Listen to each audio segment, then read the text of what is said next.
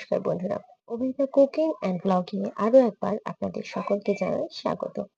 আজকের রেসিপি হচ্ছে ডাল পুরি বা ছোলার ডালের কচুরি। উপকরণে লাগবে ময়দা, লাগছে এখানে ছোলার ডাল, এছাড়াও লাগবে আদা বাটা, এছাড়া আরো এখানে লাগছে জিরে আর জোয়ান, লাগবে এখানে তেজপাতা, গরম মশলা, এছাড়াও লাগবে কালো জিরে, লাগবে এখানে চিনি আর বেকিং পাউডার, এছাড়া লাগছে এখানে সাদা তেল। তো উপকরণ কিন্তু সবটাই দেখিয়ে দিয়েছি, এবারে কিভাবে তৈরি করতে হয় সেটাই দেখে নিন। তো চলুন সেটা দেখে নেওয়ার জন্য আমাদের কিন্তু চলে যেতে হবে সোজা কিন্তু। তো দেখুন বন্ধুরা, চলে এসেছি রান্নাঘরে। এবার আপনাদের দেখিয়ে দিচ্ছি উপকরণ। এই যে ডালটা এখানে দেখতে পাচ্ছেন, এটা আমি প্রায় 6 ঘন্টা ভিজিয়ে নিয়েছি। আপনারাও ডালটা এখানে ভিজিয়ে পেস্ট করে নেবেন। আর এখানে যে কড়াইটা বসিয়ে দিয়েছি, এর মধ্যে আমি একটা মশলা তৈরি করে নেবো, যেটা পুর তৈরির কাজে লাগবে। এই মশলা তৈরির জন্য আমি দিয়ে দিলাম 2টো তেজপাতা আর একটা শুকনো লঙ্কা। এছাড়াও এখানে মশলার মধ্যে আছে গোটা জিরে, গোটা জোয়ান আর গোটা গরম মশলা। এই সবকিছুকে শুকনো খোলায় একটু নাড়িয়ে চাড়িয়ে ভেজে নেবেন, নিয়ে একটা সুন্দর মশলার গুঁড়ো তৈরি করে নেবেন। এখানে বলি আমি এখানে একটা শুকনো লঙ্কার ব্যবহার করেছি, আপনারা চাইলেই এখানে একটার বেশি দুটোও দিতে পারেন। কথা বলতে বলতে দেখুন এটা তৈরি হয়ে গেছে, চলুন এটা গুঁড়ো করে নিই। তো দেখুন এটা আমাদের গুঁড়ো করা হয়ে গিয়েছে, আর ডালটাও কিন্তু পেস্ট করা হয়ে গিয়েছে। তো চলুন এবারে মশলাটা তৈরি করার পালা।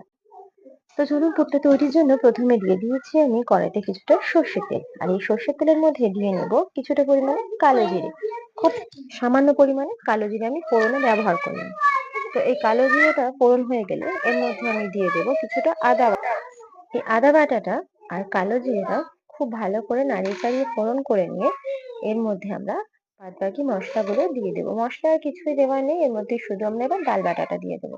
হ্যাঁ, বেটে রাখা ডালটা দিয়ে এবারে ডালটাকে নাড়িয়ে চাড়িয়ে খুব সুন্দর করে একটা দেখুন ডালের পুর তৈরি করে নিতে হবে। এবার কিছুক্ষণ নেড়ে এর জলটা টেনে এলে আমরা কিন্তু ভাজা মশলাটা ব্যবহার করবো। এই মুহূর্তে ভাজা মশলা একদমই ব্যবহার করবেন না। আর হ্যাঁ, এই জায়গায় কিন্তু সামান্য চিনি দিয়ে দেবেন। দেখুন একটু রসটা টেনে গিয়েছে ডালে। এবারে আমি এই ভাজা মশলাটা ব্যবহার করছি। আমি এখানে যে ভাজা মশলা তৈরি করেছিলাম প্রায় তার হাফটা মানে অর্ধেকটা দিয়ে দিয়েছি। দেখুন এটা খুব ভালো করে নাড়িয়ে চাড়িয়ে একদম শুকনো শুকনো করে নিতে হবে। একটা পুর ঠিক যেমন আমরা ডালের পুর তৈরি করি একটা শুকনো শুকনো ডোয়ের মতো, সে- সেরামটাই তৈরি করে নেবো একটু নাড়িয়ে চাড়িয়ে। অবশ্যই মনে করে এই জায়গায় কিন্তু লবণ আর সামান্য চিনি দিয়ে দেবেন। তো দেখতে পাচ্ছেন পুরোটা তৈরি হয়ে গিয়েছে আমাদের এখানে। এবারে যেটা করব, আপনাদের কিভাবে ময়দাটা মাখাতে হবে দেখিয়ে দেবো। কিছুই না, নর্মালি যেমন ময়দা মাখাই তেমনই আমি এখানে 1 কেজি পরিমাণে ময়দা নিয়েছি। যার জন্য আমি এখানে প্রায় 1 চামচ ভর্তি করে বেকিং পাউডার দিয়ে দিলাম। দেখতে পাচ্ছেন বেকিং পাউডারটা দিলে না খুব সুন্দর ফুলবে, আপনাদের ডাল পুরিগুলো খুব সুন্দর ফুলবে আর নরম হবে।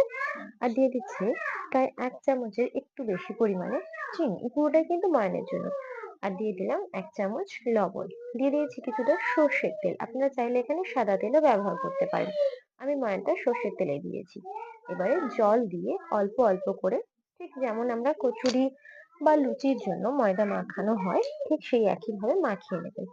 আমি এখানে নর্মাল রুম টেম্পারেচারের জল ব্যবহার করেছি, আপনারা চাইলেই এখানে হালকা উষ্ণ গরম জলও ব্যবহার করতে পারেন। তো চলুন এইভাবেই আস্তে আস্তে আমি ডোটা একটা সুন্দর ডো করে এটা মাখিয়ে নিই। চলুন এইভাবেই মাখিয়ে নিতে হবে পুরোটাকে। দেখতে পাচ্ছেন আমার মাখানো কিন্তু একদম তৈরি হয়ে গিয়েছে। দেখুন একটা নরম ডো তৈরি করতে হবে, মাঝামাঝি একদম নরম নয় কিন্তু নরমের দিকটাই যেন বেশি থাকে। দেখতে পাচ্ছেন তো এইভাবে আপনারা 5 মিনিট রেস্টে রেখে দেবেন, তারপরে আমি লেচি কাটবো। তো চলুন 5 মিনিট পরে লেচি কেটে দেখাচ্ছি আপনাদের। হুম, দেখিয়ে দিচ্ছি 5 মিনিট পর। দেখুন 5 মিনিট পরে ঠিক এইভাবে ছোট ছোট করে, খুব ছোট করবেন না যেহেতু কচুরি বা ডালপুরি যাই বলুন, সেই জন্য দেখুন আমি লেচিগুলো একটু বড় বড় সাইজ করছি। তো দেখুন একটু বড় বড় সাইজের লেচি করবেন। আসলে ডালপুরি বা কচুরি যাই বলুন, এই লেচি কিন্তু একটু বড় বড় সাইজের হয়। তো দেখুন এইভাবে আমি বড় বড় সাইজ করে লেচিগুলো সব কটা কাটা হয়ে গিয়েছে আর গোল করে নিয়েছি। এবারে এটাকে পুর দেওয়ার পালা। পুর ঠিক আমরা যেভাবে দিয়ে থাকি পিঠের পুর, ঠিক তেমনটা করেই দেবো। আস্তে আস্তে মধ্যিখানটা মানে মাঝখানটা একটু খোল করে নেব, নিয়ে তার মধ্যে এই ডালের পুরটা দিয়ে দেবো। আর এই রেসিপিটা মানে এই ছোলার ডালের ডাল পুরটা অসম্ভব সুন্দর খেতে হয়। আমরা তো দোকান থেকে অনেকে কিনে খেতে পছন্দই করো। তো যারা এইভাবে পছন্দ করেন মানে দোকান থেকে কিনে এই রেসিপিটা যদি বাড়িতে একবার ট্রাই করো, আমি কথা দিচ্ছি দোকানে খাওয়ার কথা আর বলবে না, অসম্ভব সুন্দর টেস্ট হয়। দেখতে পাচ্ছ আমার একটা লেচি কমপ্লিট। আমি এইভাবেই কিন্তু প্রত্যেকটা লেচি করে নেবো। আর একটা আপনাদের দেখিয়ে দিচ্ছি কিভাবে করতে হবে।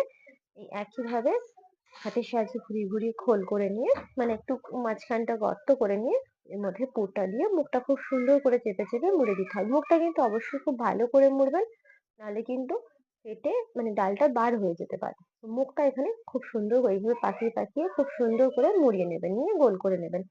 অসম্ভব সুন্দর টেস্ট হয় বন্ধুরা, বাড়িতে কিন্তু অবশ্যই অবশ্যই অবশ্যই টেস্ট করুন। তো দেখুন এখানে আমি কড়াই বসিয়ে ফেলেছি। আর এবারে তেল গরম প্রায় হয়ে গিয়েছে।